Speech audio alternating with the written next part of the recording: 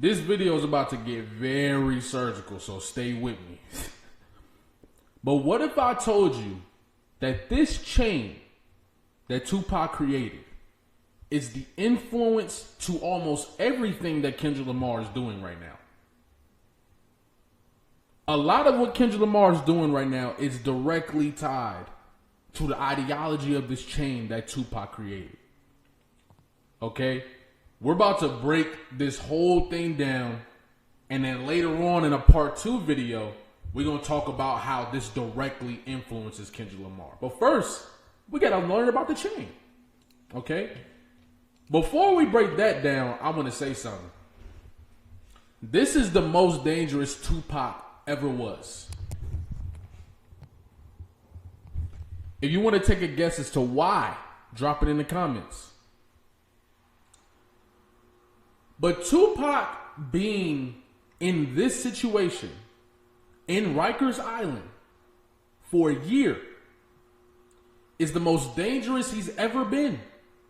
And the reason is because when you put a thinker, especially a creative thinker, in a space where they have nothing to do but think and create, you're going to be creating a monster. And not a monster genuinely, but a monster in your eyes. Because the goal, when they put Tupac Shakur in Rikers Island and put that fake case on him, was to break him. You see what I'm saying? The ultimate goal was to ruin his reputation with that fake case and then off him. But it didn't work. He survived. So now you got to go to prison. But what they didn't recognize is that the strength and the fortitude to push forward and to continue is what kept Tupac striving and ultimately led him to influencing generations to come.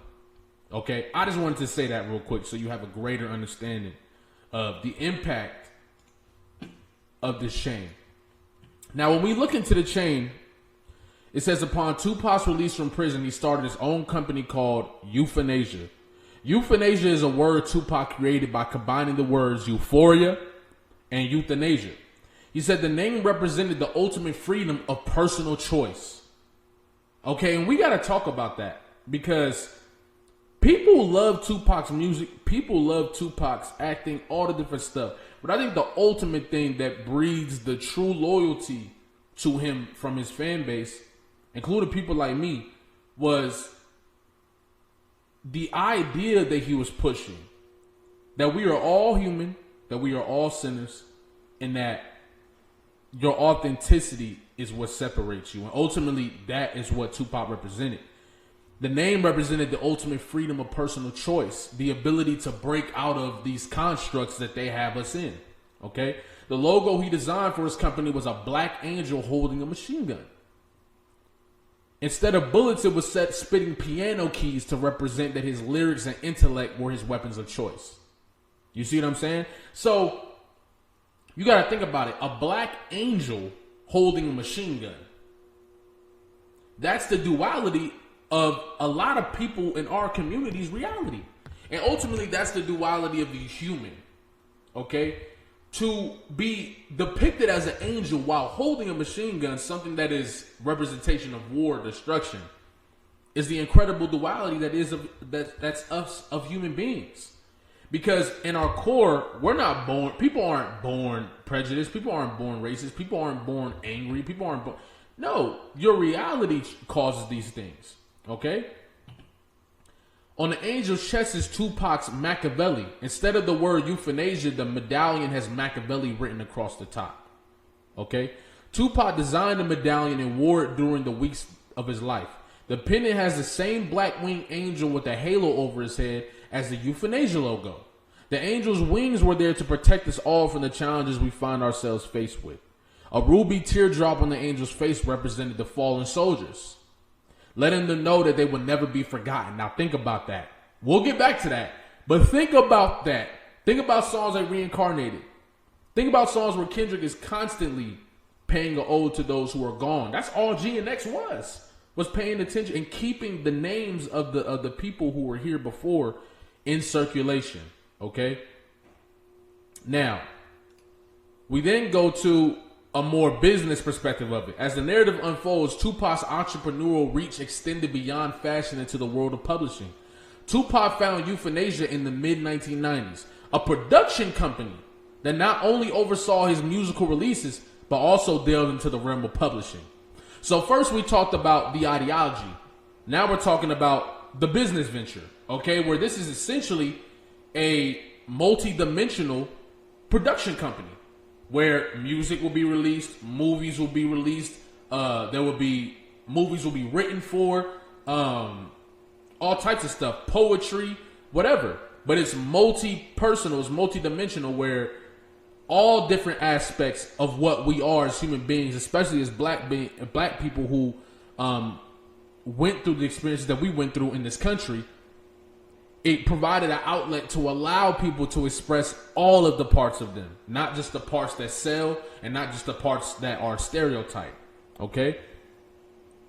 Through Euphanasia, Tupac shared his poetry, his personal philosophies, and reflections that resonated with fans on a profound level. It offered a conduit for his written word, echoing the same powerful messages that were a staple in his music.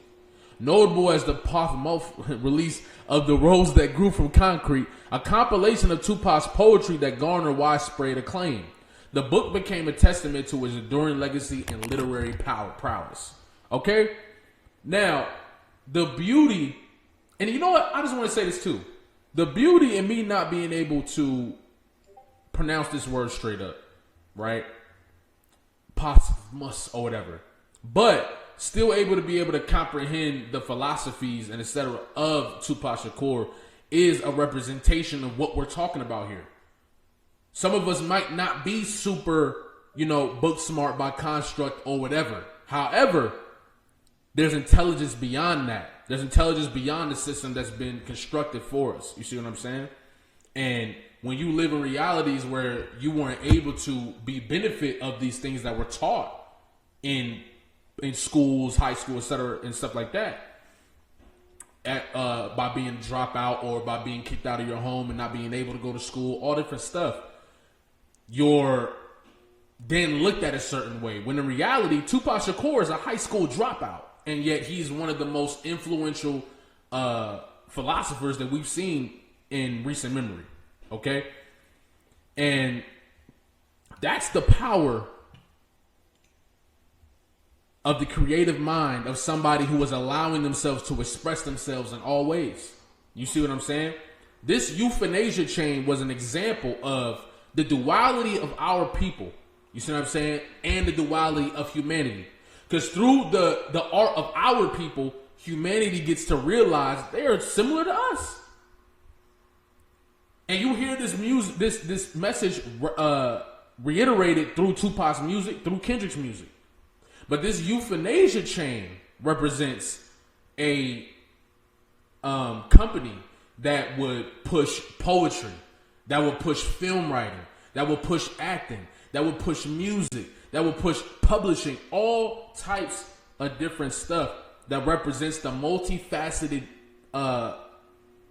concept of who we are as human beings, but especially as black people who have seen tragedy after tragedy after tragedy, which will either lead us to being numb or lead us to being extremely compassionate. And that very compassionate feeling in you will create some of the best art you've ever seen. Because the best art comes from understanding the human being and empathizing with the human being. You see what I'm saying? And ultimately, that's what Euphanasia was and was supposed to be. But Tupac's life was cut short before he was able to deliver this to us. You see what I'm saying? So think about all the different incredible minds, incredible ideas that were blossomed in the projects, but they never got to see the brighter day. That's what Tupac represents. Tupac was a celebrity at times. I mean, at a certain time. But he died a few months into being 25. He never got the opportunity to give us his full mind. To put it in perspective, Good Kid, Mad City came out when Kendrick was 25.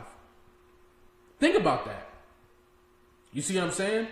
So, especially when you got your frontal lobe and all this different stuff forming, that doesn't really fully form until you're 25. You see what I'm saying? And we never got to see it develop from Tupac Shakur. And this brings me to the concept of the rose that grew from concrete. You see what I'm saying? It all adds in the same. You see what I'm saying? It all talks about the same. The poem ultimately celebrates the power of dreams and determination to rise above struggle and neglect. But not only rise above struggle and neglect, but to also be able to display your mind in other avenues once you rise. That's what they really don't want. That's what they really don't want. They'll let you make your money, do business, and boom, boom. They don't want you openly expressing yourself as a black individual through the arts outside of rap music. That's what they really don't want. And why do you think there's an attempt to salvage or to damage Kendrick Lamar's reputation before he gets there, before he's fully recognized in that sense? You see what I'm saying? Now, the rose that grew from concrete is very similar to the Good Kid in a Mad City. It's a very similar construct, and people don't talk about that. You see what I'm saying? But we're gonna talk about that in the next video, because now that we understand what the idea of euthanasia, is, and what the chain represents. You see what I'm saying? Now we can talk about how this directly influenced everything that Kendrick Lamar is doing right now. The ideology of this chain represented inspired everything that Kendrick Lamar is doing right now. The rose that grew from concrete inspired everything that Kendrick Lamar is doing right now, and we're gonna break that down to the core in the next video. In the next video, we'll be dropping tonight at 7 p.m. Mountain Standard Time, so stay tuned, okay? Also, if you love Tupac's Brenda's Got a Baby, you're going to love the vocal cords of Broken Woman. It was directly inspired by Tupac. I wrote it, I dropped it. It's a true story. And if you look at the comments, the people love it. And I know there's been a lot of y'all who watch my videos all the time, but never took the time to go watch this. The people that have done that, they say, I can't believe I took so long to watch this video. So, go check it out. It's only 3 minutes of your time. And this is what I want to do too, to be able to express myself in multiple ways. That's why I got my anime TikTok. I got my hip hop TikTok. I got my, eventually I'm going to do my sports TikTok. I got my music. I got my, all this different stuff. I want to express as much as myself as possible.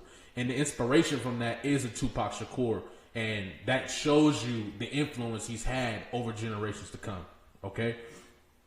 But yeah, go check that out. Stream me on all platforms. New music coming soon as well.